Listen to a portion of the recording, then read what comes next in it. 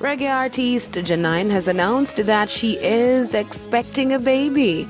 On Wednesday, the artist shared this photo on Instagram with the exciting news with her fans. Now, in the caption, she stated that, quote, "My prayer is my deepest breath, taken with gratitude, confidence beyond myself, but rather in the divine intelligence that creates and governs life," end quote.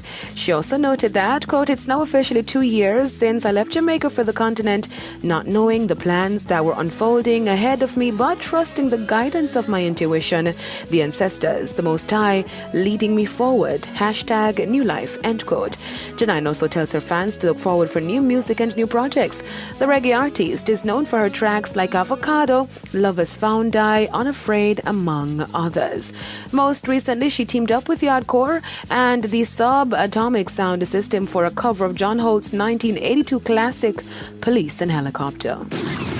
Reggae artist Protoje's 2015 hit single Who Knows has been certified silver for sales of over 200,000 in the United Kingdom.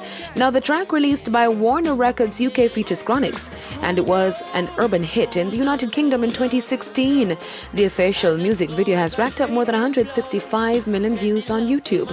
Who Knows is featured on Protoje's third studio album Ancient Future. The album was released back in 2016. American actor Jussie Smollett's legal team is seeking a new trial date after the actor was found guilty on 5 of 6 counts of felony in Chicago.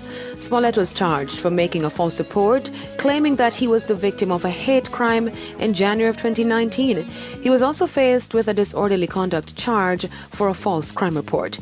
The actor is now claiming that his constitutional rights were violated during the case, and his legal team was blocked from actively participating in the jury selection process.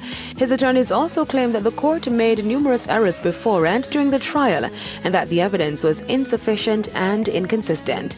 Smollett is to be sentenced on March 10. Now, he was last seen arriving at Harry Belafonte's 95th birthday at the Town Hall in New York City on Tuesday.